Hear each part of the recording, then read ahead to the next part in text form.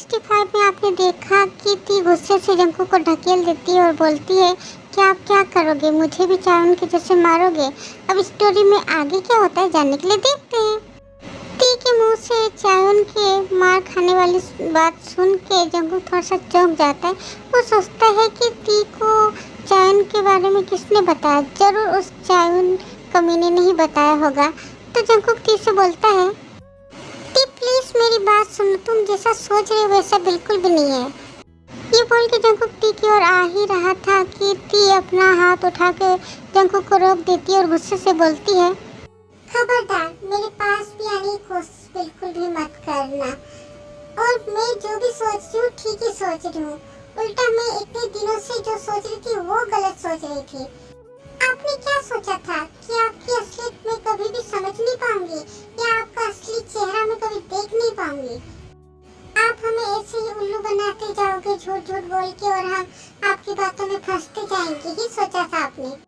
ती के मुंह से ऐसी बातें सुन के जंकुक बहुत ज्यादा चौंक जाता है।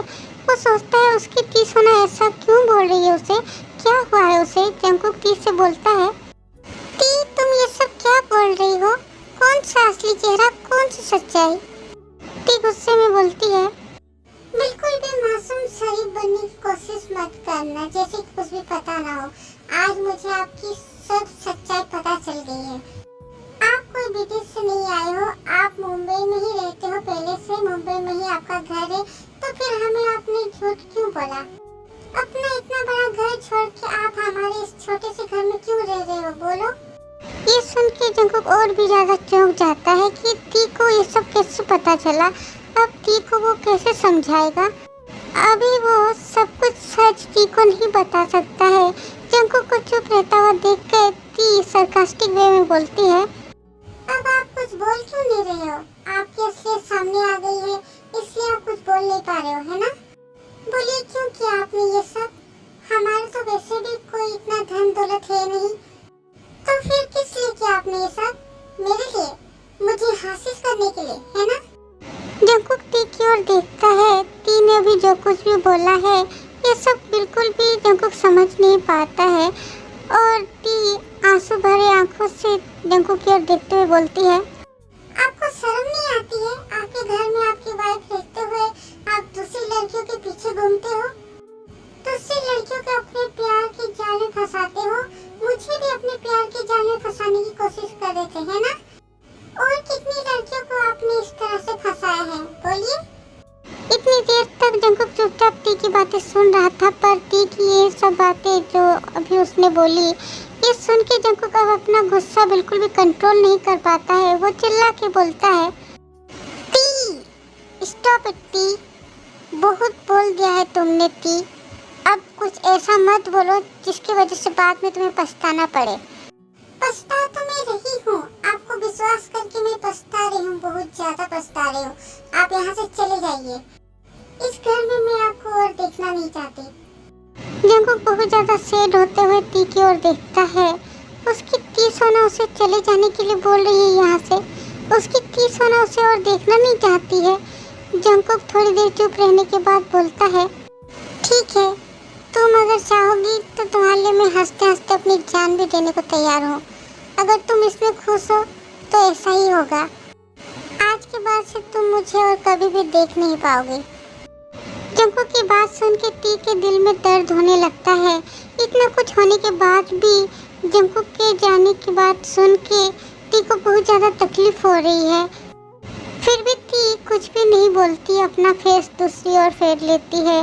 जंकुक आंसू भरे आंखों से ती की ओर देखते हुए बोलता है, अच्छे से रहना, अपना ध्यान रखना और दवाई टाइम पर लेना। ये सब बोल के जंकुक धीरे धीरे रूम से बाहर निकल जाता है और फिर घर से भी चला जाता है। जंकुक के जाते ही ती जमीन पर धप से बैठ जाती है और रोने लगती है। ना समझ मन अभी भी चाहता है कि जंकुक उसे छोड़ के कहीं भी ना जाए, वापस आके उसे हक कर ले। उसके साथ ऐसा क्यों हुआ, उसके प्यार का अंत इस तरह से क्यों हुआ। आज दो इंसान दो तरफ बहुत ज़्यादा उदास है, दोनों ही बहुत दुख में है, दोनों ही एक दूसरे से बिछड़ गए हैं, पर गलती दोनों की ही नहीं है। जंकुक अपने रूम के फ्लोर में बेहोशी की हालत में पड़ा हुआ है। कल जंकुक टी के घर से आने के बाद बहुत ज़्यादा टूट गया था, खुद को बिल्कुल भी वो संभाल नहीं पा रहा था। तो इसलिए जंकुक कल आधी रात तक नशा करके मॉर्निंग में सोता है। अब तो आफ्टरनून बीत के इवनिंग होने वाली है, पर जंकुक अभी भी वैसे ही फ्लोर पे पड़ा हुआ है। इवनिंग होने के थोड़ी देर पहले ही जंकुक की नींद टूटती है। जंकुक धीरे धीरे उठ के बैठता है। सर में भी बहुत ज़्यादा दर्द हो रहा है, कल रात का हैंगओवर अभी भी है, इसलिए शायद दर्द हो रहा है। तो जंकुक चुपचाप ऐसे बैठा हुआ है सर में हाथ रख के। तभी दरवाज़ा खोल के सुगा और जेहोब हड़बड़ाते हुए अंदर घुस आते हैं। अंदर आके वो लोग बिना कुछ बोले ही जंकुक का हाथ पकड़ के उसे खींचते हुए वॉशरूम में ले जा रहे हैं। ये देख के जंकुक बिल्कुल चौंक जाता है और बोलता है, अरे ये क्या कर रहे हो तुम लोग, छोड़ो मुझे। जंकुक की बात को पूरी तरह से इग्नोर करते हुए वो जंकुक को पकड़ के वॉशरूम में ले आते हैं और एक धक्का मार के जंकुक को वॉशरूम के अंदर ढकेल देते हैं। और फिर जेहो बोलता है, 10 मिनट, सिर्फ 10 मिनट है तेरे पास। इस 10 मिनट में सुसु पोटी नहाना धोना जो मन है सब कर ले। याद रखना, अगर 10 मिनट से ज़्यादा टाइम लिया ना तो हम तुझे इस बाथरूम में बंद करके चले जाएंगे। जंकुक गुस्से से उन्हें देखता है और उनके पास आ ही रहा था, उससे पहले ही वो दोनों मिलके ठस से दरवाज़ा बंद कर देते हैं जंकुक के मुंह के सामने। और चिल्ला के जेहो बोलता है, your time start now. Jungkook उन्हें और कुछ बोल नहीं पाता, इसलिए वो फ्रेश होने के लिए चला जाता है। वैसे भी उससे शावर लेने की बहुत ज़रूरत थी अभी, क्योंकि वो नशा करके बहुत ही उसकी हालत ख़राब लग रही थी उसे, इसलिए उसे शावर लेने की बहुत ज़रूरत थी। इसलिए वो फ्रेश होने के लिए चला जाता है। इन्हें तो वो बाद में देख लेगा।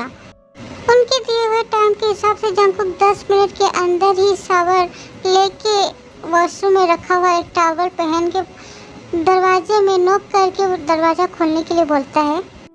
थोड़ी देर बाद वो दरवाज़ा खोल देते हैं और दोनों फिर से जंकुक को पकड़ के बेड की ओर लेके आने लगते हैं। तो जंकुक इरिटेट होते हुए बोलता है, ये सब तुम दोनों ने क्या शुरू किया है? मुझे लेके तुम दोनों ऐसे खींच क्यों रहे हो? छोड़ मुझे। देख, मेरा मन मिजाज बिल्कुल भी ऐसे ही ठीक नहीं है, इसलिए सब गुस्सा तुम लोगों के ऊपर ही निकाल दूंगा। छोड़ मुझे। वो दोनों फिर से जंकुक की बात को बिल्कुल इग्नोर करते हुए उसे खींच के बेड के पास ले आते हैं और बेड के ऊपर से शेरवानी जो रखा हुआ है उसे लेके पहनाने लगते हैं। जंकुक ये देख के अब और भी ज़्यादा चौंकते हुए बोलता है, अरे ये सब क्या कर रहे हो? मुझे तुम दोनों शेरवानी क्यों पहना रहे हो? देखो मेरा गुस्सा बढ़ाओ मत, बहुत ज़्यादा हो रहा है। जेहो और सुगा ऐसा रिएक्ट कर रहे हैं जैसे कि उनके कान में जंकुक की बातें सुना ही नहीं दे रही है। वो लोग अपना काम करे जा रहे हैं। जंकुक की बातों के बीच में ही वो दोनों मिल के जंकुक को शेरवानी पहना देते हैं और फिर वो जंकुक की बॉडी में बॉडी स्प्रे कर देते हैं। उसके बाद दोनों मिलके जंकुक को फिर से पकड़ के बाहर की ओर लेके जाने लगते हैं। अब जंकुक को सच में बहुत ज़्यादा ही गुस्सा आ रहा है। ये दोनों क्या कर रहे हैं जंकुक को बिल्कुल भी समझ नहीं आ रहा है। जंकुक खुद को उनसे छुड़ाने की कोशिश करते हुए गुस्से से बोलता है, अब मुझे फिर से कहाँ लेके जा रहे हो? तुम लोग करना क्या चाहते हो, बताओगे मुझे? अब जेहो बोलता है, कहाँ लेके जा रहा हूँ मतलब? शादी कराने के लिए लेके जा रहा हूँ, और कहाँ? ये सुन के जंकुक जैसे दिन में तारे देख रहा हो, उसका सर घूम रहा है। जंकुक चौंकते हुए बोलता है, What? Have you gone mad? ये सब क्या बोल रहा है तू? अब सुगा बोलता है, हाँ भैया जेहो ठीक बोल रहा है, आज हम आपकी फिर से शादी कराएंगे। बहुत हुआ, अब आपको अब उस पागल लड़की के पीछे घूमते हुए अपनी लाइफ बर्बाद करने की कोई ज़रूरत नहीं है, इसलिए आज हम आपकी फिर से शादी कराएंगे, और वो भी उस पागल लड़की से 100 गुना अच्छी खूबसूरत सुंदर लड़की से शादी कराएंगे भैया आपकी। ये सुन के जंकुक चौंक जाता है, एकदम शांत हो जाता है। वो सोचता है कि ये दोनों बिल्कुल पागल हो गए हैं। तो जंकुक गुस्से में उनसे बोलता है, सुगा पागल हो गए हो क्या तुम दोनों? क्या तब से उल्टी सीधी बातें बोले जा रहे हो तुम दोनों? अब सच में मुझसे मार खाओगे तुम दोनों। छोड़ो मुझे। वो लोग बात करते करते जंकुक को खींचते हुए दूसरे रूम में ले आते हैं। दूसरे रूम में लेके आने के बाद सुगा जंकुक को एक लड़की की ओर इशारे से दिखाते हुए बोलता है, अरे भैया आप एक बार पहले इस लड़की को देख तो लो। इस लड़की को देखने से ना आप अपनी पहले की वाइफ को भूल जाओगे। आप उसे देख के ही शादी के लिए तुरंत तैयार हो जाओगे, देखना। सुबह के इशारे की ओर जंकुक देखता है तो वो देखता है कि बेड के ऊपर एक लड़की दुल्हन की तरह तैयार होके घूंघट ओढ़ के बैठी हुई है। ये देख के जंकुक का बहुत ज़्यादा ही गुस्सा आता है। जंकुक खुद को उनसे एक झटके से छुड़ा लेता है और गुस्से में सुगा का कॉलर पकड़ लेता है और बोलता है, बस बहुत हुआ। तुम दोनों की हिम्मत कैसे हुई किसी और लड़की को इस घर में लेके आने की? तुम दोनों ने सोचा भी कैसे कि मैं अपनी 30 सोना को छोड़ के किसी और लड़की से शादी करूंगा? कभी भी नहीं, मैं किसी और लड़की से कभी भी शादी नहीं करूंगा। अरे दुनिया की सबसे ज़्यादा खूबसूरत लड़की को भी तुम मेरे सामने ले आओगे ना, तो भी मैं अपनी 30 सोना के अलावा किसी और से शादी नहीं करूंगा, कभी भी नहीं। अचानक पीछे से वो लड़की बोलती है, आर यू श्योर? जंकुक बहुत ज़्यादा गुस्से में होने की वजह से आवाज़ पहचान नहीं पाता है। उल्टा उस लड़की की आवाज़ सुन के जंकुक का गुस्सा और भी ज़्यादा बढ़ जाता है। जंकुक एक झटके से सुगा का कॉलर छोड़ देता है और उसके बाद उस लड़की की ओर फिरते हुए बोलने लगता है, you just shut up. Jungkook और कुछ बोल नहीं पाता है। पीछे घूम के वो टी को अचानक से देख के रुक सा जाता है। वो रोबोट की तरह चुपचाप रहता है, कुछ बोल नहीं पाता है। वो आंखों के सामने वो जो देख रहा है वो सच है या सपना है, यही वो समझ नहीं पा रहा है। क्या सच में उसकी 30 सोना उसके सामने दुल्हन बन के खड़ी हुई है? सुगा और जेहोब उन दोनों को ऐसे देख के थोड़ा सा स्माइल करके वहाँ से चले जाते हैं। टी आंसू भरे आंखों से जंकुक की ओर देखती रहती है और बोलती है, बोलिए ना, नहीं करेंगे क्या आप मुझसे शादी? जंकुक ये सुन के थोड़ा सा अपने होश में आता है और वो टी को यहाँ पर देख के खुश होने जा ही रहा था, पर कल की बात उसे याद आ जाती है तो जंकुक की खुशी गायब हो जाती है और वो खुद को किसी तरह संभालते हुए थोड़ा सा नाराजगी दिखाते हुए बोलता है, तुम यहाँ पर क्या कर रही हो? तुम्हारी बात मान के तुम्हें वहाँ से चला आया, तब क्या शिकायत लेके आई हो तुम यहाँ पर? टी कुछ बोलने ही वाली थी, उससे पहले ही जंकुक फिर से बोलता है, ओह अच्छा, मैं समझ गया। जरूर मेरे इन पागल भाइयों ने तुम्हें जो जबरदस्ती करके यहाँ ले आए हैं। मैं उनकी तरफ से तुम्हें सॉरी बोलता हूँ, तुमसे माफ़ी मांगता हूँ। बात यह है कि वो पागल सब जो है ना मेरे भाई, वो मुझे तकलीफ में नहीं देख सकते हैं, इसलिए तुम्हें जो जबरदस्ती करके यहाँ ले आए हैं। पर तुम फिक्र मत करो, तुम यहाँ से आराम से अपने घर जा सकती हो, कोई भी तुम्हें नहीं रोकेगा। ये बात बोल के जंकुक पीछे घूमकर जाने लगता है। तभी टी बोलती है, सफेद खरगोश। पीछे से टी के मुंह से सफेद खरगोश, वही जाना पहचाना नाम सुन के जंकुक के कदम रुक से गए। जंकुक का दिल कांप रहा है, उसकी हार्ट बीट फास्ट हो गई है। उसने क्या ठीक सुना?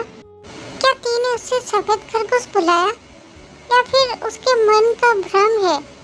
हाँ, भ्रम ही होगा शायद। टी मुझे अब फिर से सफेद खरगोश कैसे बुला सकती है?